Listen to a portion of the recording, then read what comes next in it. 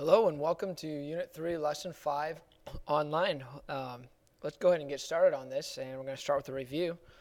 And here we go. So we've got a car traveling according to the velocity versus time graph as shown below. And I'm going to ask her just to do a real quick review. Describe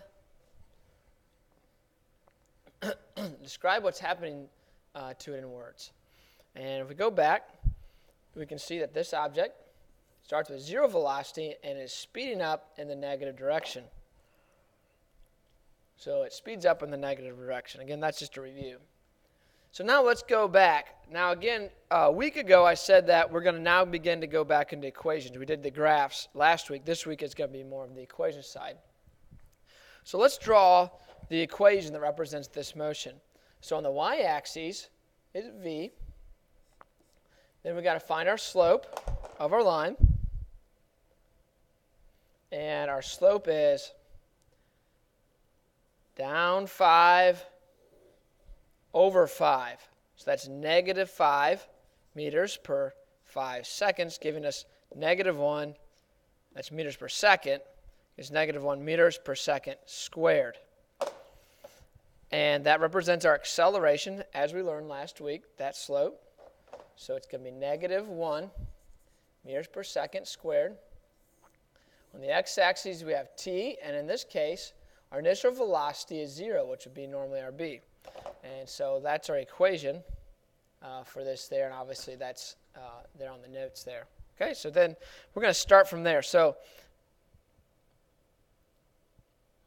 again, acceleration, I skipped ahead, is the slope of the velocity versus time graph, the change in y over the change in x, and that's negative 1 meters per second squared.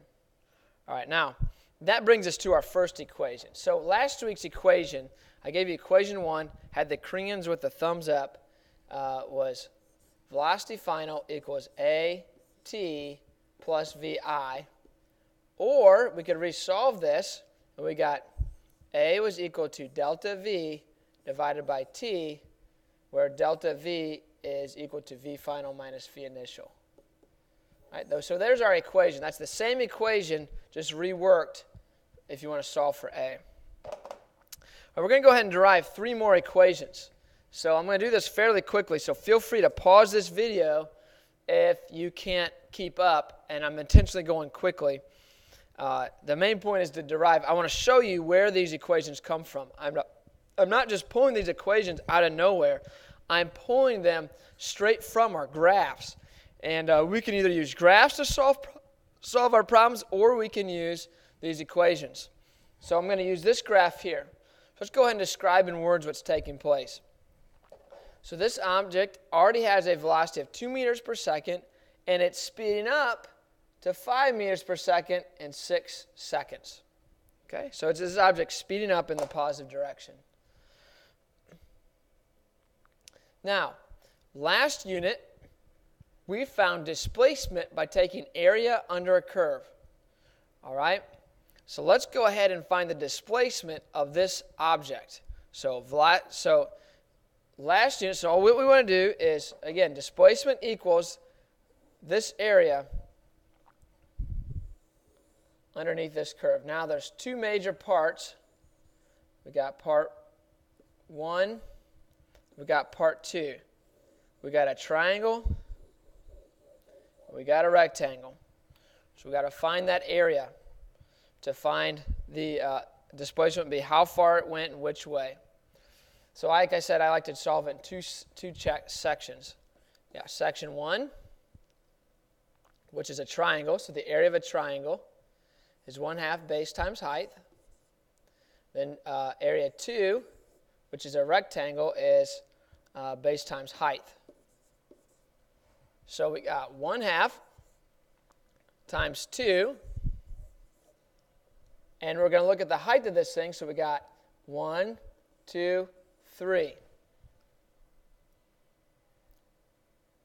Oh, I'm sorry. I did that. Messed that up. Sorry. The base of this thing is 6 seconds, and the height starts at 2. So it goes 1, 2, 3.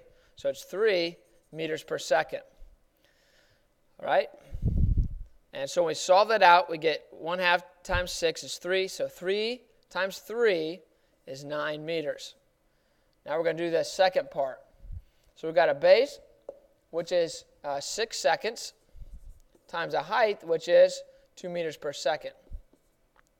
All right, so we get 18 meters here. So we add those together, and we get a total of, this car travels a total of 27 meters during that 6 seconds. Again, it takes into account now as this thing speeds up. It's not staying at a steady speed, so we've got to add the triangle portion to this section. Now we're going to come up with an equation for that. So when you do the equation,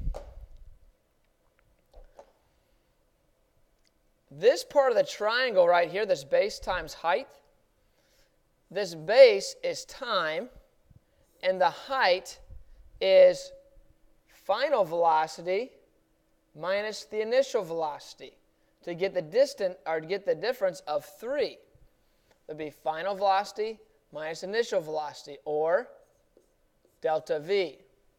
This side of the equation, the base is time, and the height here is initial velocity. And we combine that to form an equation that looks like this. Delta x is equal to VI, that's the base portion, time plus 1/2 delta V, and that's the triangle section of this. Now I'm going to go ahead and simplify this in the next slide, and then you can put it in equation 2. So I'm going to turn this into our second equation now. Oops, there it is, but I'll go ahead and derive it anyway. So you know where, like I said, my important thing here is to know that I didn't just pull this out of a hat. So you start with delta x equals VI t plus 1/2 delta V times t. So I'm going to focus on this section now. So we got 1/2 times V final minus V initial times t. Now I'm going to go ahead and I'm going to multiply this 1/2 and this t through the equation. All right, so that's 1/2 t times V final minus 1/2 t times V initial. Now we need to combine algebraic like terms. So this is a VIT, this is a VIT. So what's 1 minus 1/2? That's 1/2. So delta x is equal to 1/2 VIT plus 1/2 V final t. And now to make it into a nice equation, as you already showed, you just go ahead and solve. Delta x is equal to 1/2 times V initial plus V final times t, and that gets us our equation, our second equation. Now, if we want, we can go ahead and solve our equation. What we did earlier with that equation to see if it works out. So again, that should work out with our equation. So our initial velocity is 2, final velocity is 5, and it took 6 seconds. So let's try our equation to see if it's a good equation. We know that the answer is 27. So we take 1/2 times VI, which was 2, plus our 5 times our 6 seconds. So we do what's in parentheses first. So that's 1/2 times 7 times 6. And so when we do that out, we get an answer of 3 times 7, which is 21. Uh-oh, I may have broke physics. Let's go back and look and see what happened. Some of you might have already seen it. We come back here. Oh, I see here, I checked my calculation. 1/2 times 3 is 3. 3 times 3 is 9. Then we got here 6 times 2. Oh, that's 12. All right, so the answer here is 9 plus 12, which is 21. Okay, that confirms what I already did here, and so that makes it a good equation. So anyway, we'll continue on here.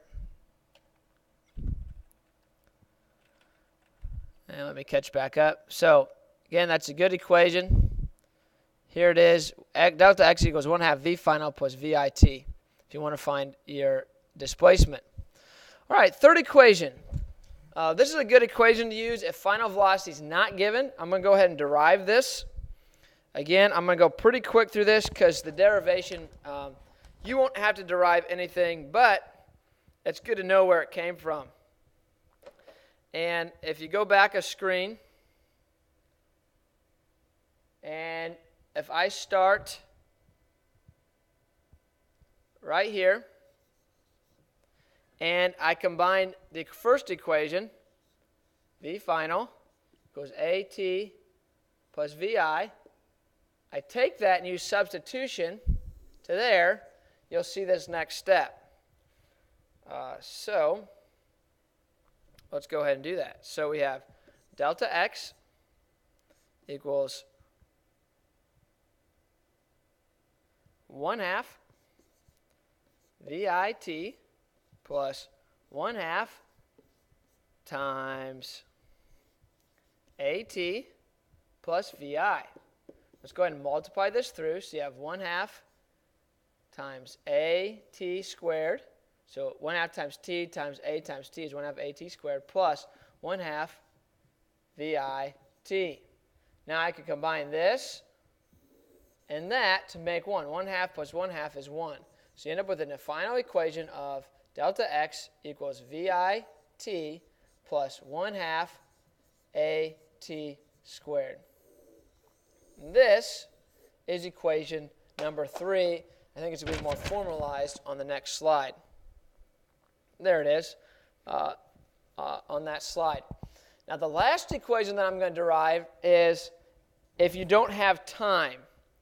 Okay, and I'm just going to go ahead and give that straight. What you do is you takes a little bit longer. I'm sure you're getting a little bit tired of this, but where's it at here?